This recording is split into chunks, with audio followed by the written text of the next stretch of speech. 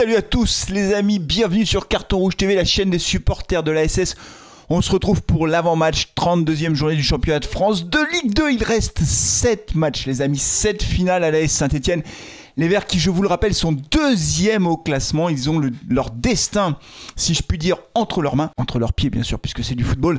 Les amis, et on va faire l'avant-match puisque Saint-Etienne va se déplacer à Ajaccio samedi après-midi. On va faire un avant-match peut-être un peu plus long que d'habitude.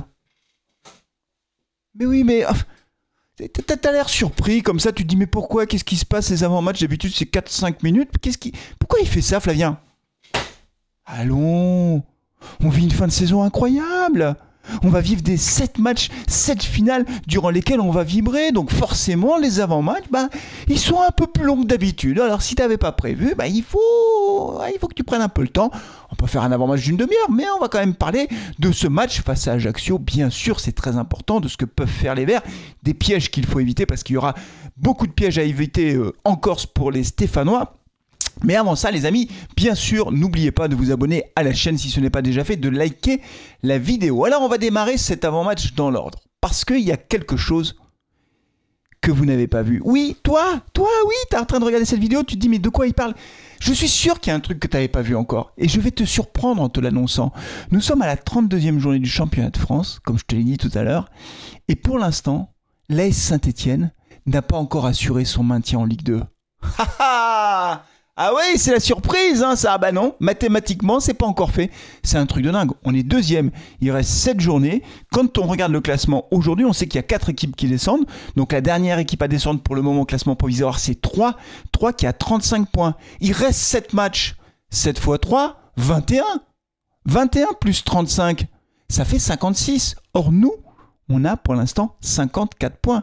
Donc si on perd tous nos matchs et que 3 gagnent tous ces matchs, alors évidemment c'est un cas d'école, mais pourquoi je vous dis ça? Simplement pour attirer votre attention, même si on l'a déjà dit sur Carton Rouge TV, sur le fait qu'avec 4 descentes et 5 playoffs, tout le monde est concerné soit potentiellement par le maintien, soit par la montée. Le meilleur exemple c'est Bordeaux, Grenoble, Amiens, qui peuvent encore espérer terminer dans les 5 premiers, mais qui ne sont pas encore sauvés du tout, eux, parce qu'ils n'ont pas 54 points comme nous, ils en ont 41 points, 41, et donc du coup derrière ça pousse, et donc c'est vrai que c'est un championnat avec beaucoup de suspense, parce qu'il y a ce système des playoffs et 4 équipes qui descendent. Alors il n'y aura pas chaque année 4 équipes qui descendent, hein, c'est parce qu'on va passer à 18 clubs, mais pour autant, c'est vrai que pour l'instant, la Saint-Etienne n'est pas mathématiquement sauvé. Alors espérons que ce sera le cas juste après le match face à Ajaccio. Honnêtement, je dis ça un petit peu pour l'anecdote évidemment, parce que il n'y a aucun risque de ce côté-là, mais simplement c'est un point que je voulais mettre en avant, parce que c'est vrai que c'est un championnat où il y a encore beaucoup de suspense et d'incertitude. Maintenant qu'on a parlé du maintien, on va parler des playoffs.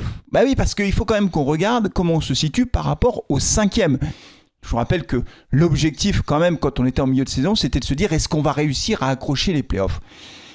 Et aujourd'hui, quand on regarde le 6e, c'est le Paris FC, Paris qui a 46 points. 46 points, et donc Paris FC a 8 points de retard sur nous, puisqu'on en a 54. Simplement, Paris FC a plus 5 et nous, on a plus 16, ce qui fait que, en gros, on a 9 points d'avance. Et franchement, 9 points d'avance à 7 journées de la fin, normalement, terminer dans les 5 premiers, c'est, je ne vais pas dire une formalité, mais c'est quasiment acquis.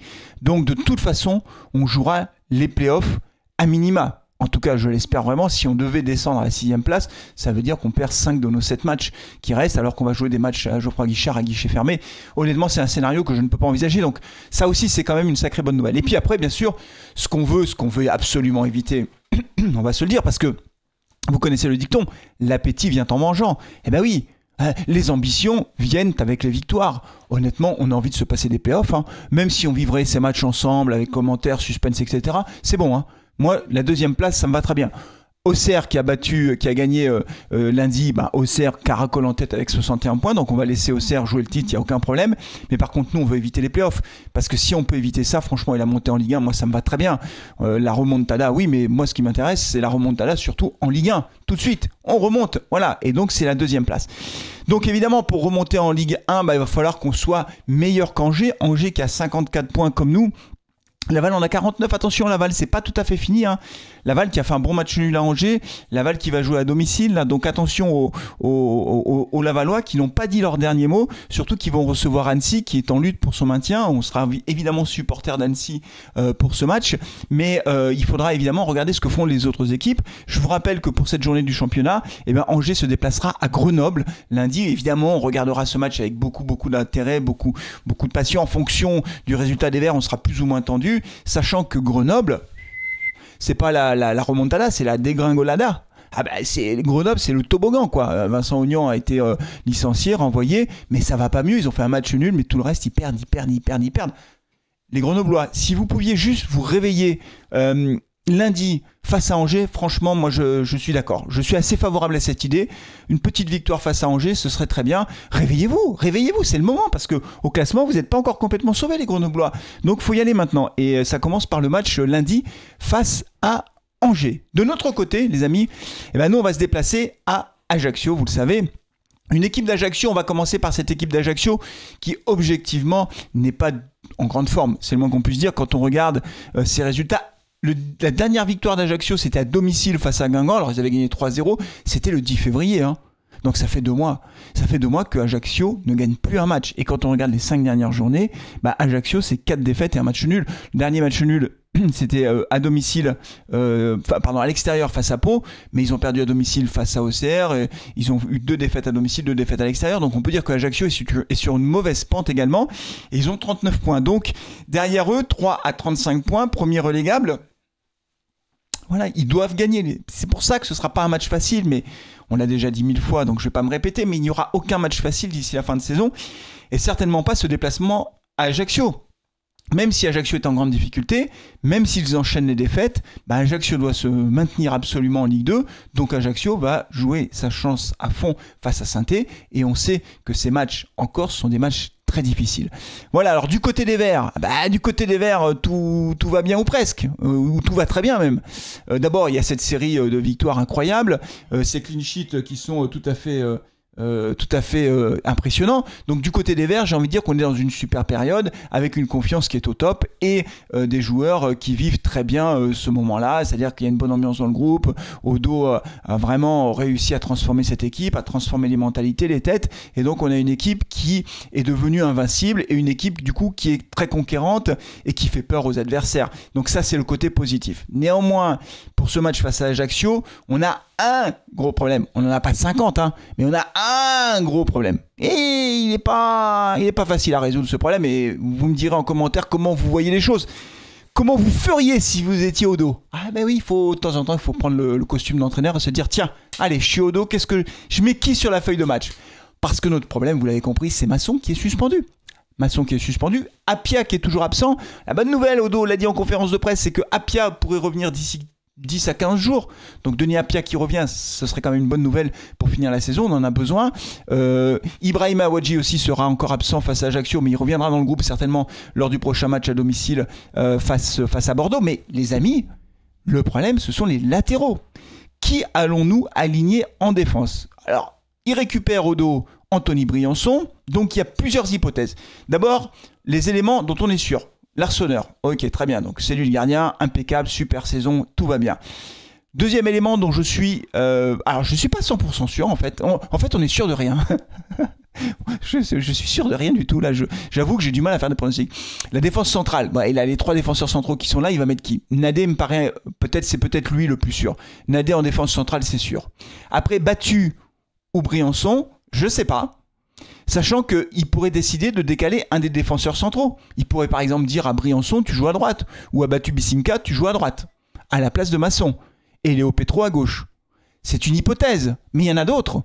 Autre hypothèse, il pourrait dire à Mouefek, par exemple, tiens, tu descends d'un cran, tu joues latéral, pour un match tu nous dépannes, parce que j'ai confiance en toi, parce qu'il a déjà joué défenseur, parce qu'il a tenu ce rôle-là lors d'un des derniers matchs à Saint-Étienne quand Masson est sorti, et donc peut-être qu'il pourrait dire à Emen Mouefek, cette fois-ci tu descends, comme au milieu de terrain il a quand même beaucoup de solutions, Tardieu, Monconduit, Chambaud, Bouchouari, etc. Il pourrait se dire, clac, je décale Mouefek, et au milieu de terrain j'ai de quoi faire. En laissant Petro à gauche. Mais il peut faire autre chose. Oui, il y a plein de solutions encore. Il pourrait très bien dire, je mets Benteig à gauche, Petro à droite. Je suis pas sûr que ce soit l'hypothèse la plus probable parce que Petro à droite, honnêtement, j'y crois pas trop. Mais ce serait possible parce qu'il y a Benteig aussi qui a fait plusieurs petits bouts de match et qui pourrait prétendre finalement, avec toutes ses absences, à une place de titulaire dans le groupe de Odo. Donc pourquoi pas. Et puis dernière solution, faire appel à un jeune. Il y a des jeunes, on le sait, hein, les jeunes sont un peu les victimes, si je puis dire, collatérales de cette très bonne deuxième partie de saison de la SS, puisqu'ils ont du mal à se faire une place dans le groupe. Et donc là, peut-être que ce serait l'occasion pour Odo, non seulement d'en faire rentrer un dans le groupe, mais peut-être l'aligner dès le départ. Honnêtement, j'y crois pas trop parce que je pense que Odo n'est pas tellement jeune, entre guillemets. Je pense pas qu'il prenne le risque de titulariser un jeune dans la période actuelle.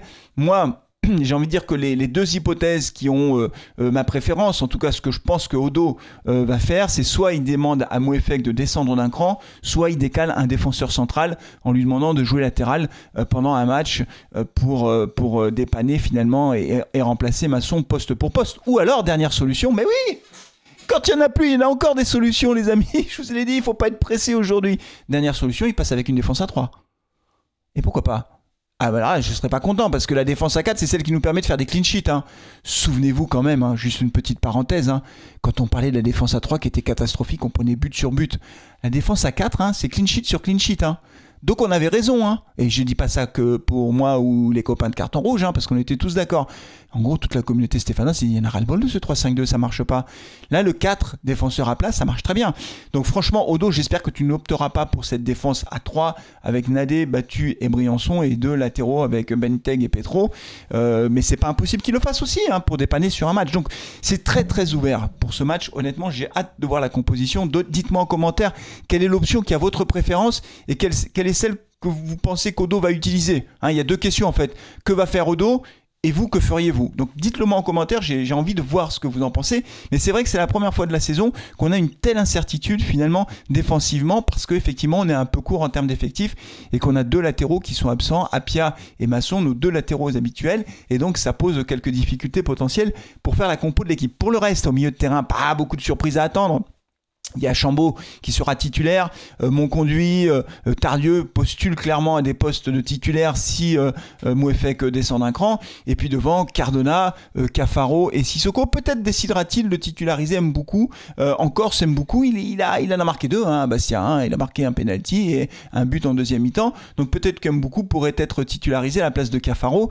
On verra tout cela évidemment lors du match, sachant que Cafaro n'a pas été génialissime lors du dernier match. Il a peut-être un petit coup de moins bien. C'est vrai qu'il y a aussi cette interrogation par rapport à l'équipe de l'AS Saint-Etienne, c'est cette fatigue physique, c'est-à-dire que, alors bon, les mecs c'est des professionnels, mais ils ont quand même beaucoup enchaîné de matchs, le 11 de départ, les titulaires, et peut-être qu'en fin de saison, ils sont un petit peu émoussés, et donc c'est peut-être pas mal aussi de faire un petit peu tourner l'effectif. Donc c'est un match hyper important, un match à enjeu. Ce qu'on attend, moi ce que j'attends évidemment, parce que compte tenu de la configuration du classement, on attend une victoire.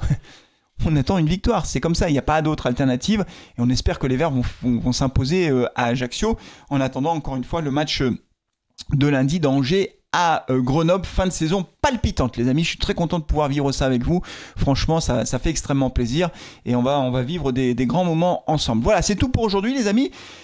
Encore une fois, abonnez-vous, likez la vidéo et on se retrouve samedi pour le direct à partir de 14h30 sur Carton Rouge TV. On va vivre un grand moment ensemble. Soyez présents, soyez nombreux. On va vibrer les amis. Prenez soin de vous, de vos proches et à samedi. Allez les Verts, ciao.